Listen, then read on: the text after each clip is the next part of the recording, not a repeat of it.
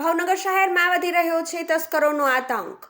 વોરા બજાર દેસાઈ શેરીમાં ચોરીની ઘટના સામે આવી છે, જ્યાં અજાણ્યા તસ્કરોએ કૃષ્ણ ગોલ્ડ એન્ડ સિલ્વર જ્વેલર્સની દુકાનના તાળા તોડી અંદર પ્રવેશ કર્યો હતો।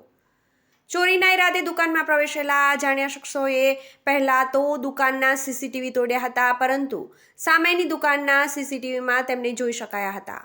તસ્કરોએ ₹10,000ની ચોરી કરી હોવાની ફરિયાદ ગંગાજળિયા પોલીસ સ્ટેશનમાં નોંધવામાં આવી છે। વધુ વિગતો તપાસ બાદ જ જાણવા મળી શકે છે।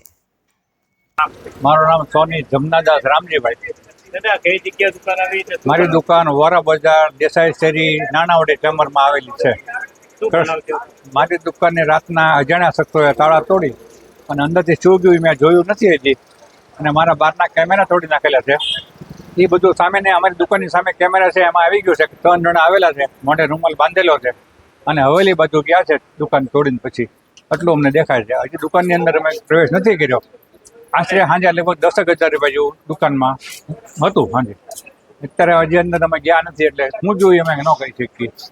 પોલીસવાળા આવે અને અંદર જઈ પછી ખબર પડે। અંદાજે સોના દાગીના ના એવું કઈ નતું, 10,000 રૂપિયા આશરે હતા। પોલીસ ફરિયાદ કર્યા ત્યારે? હા, પોલીસ ફરિયાદ 10 વાગે નોંધાવી છે, હજુ કોઈ આવ્યા નથી। પછી તમને જાણ કેવી રીતે થઈ? મેં તો કીધું કે રાતના બન્યું અને સવારના પરમાં મારો મોટો દીકરો ઉપર દુકાન છે ને એ નીકળ્યો અને મને ફોન કર્યો કે પપ્પા દુકાન ખુલ્લી છે અને રાજુ ક્યાં, રવિ ક્યાં છે?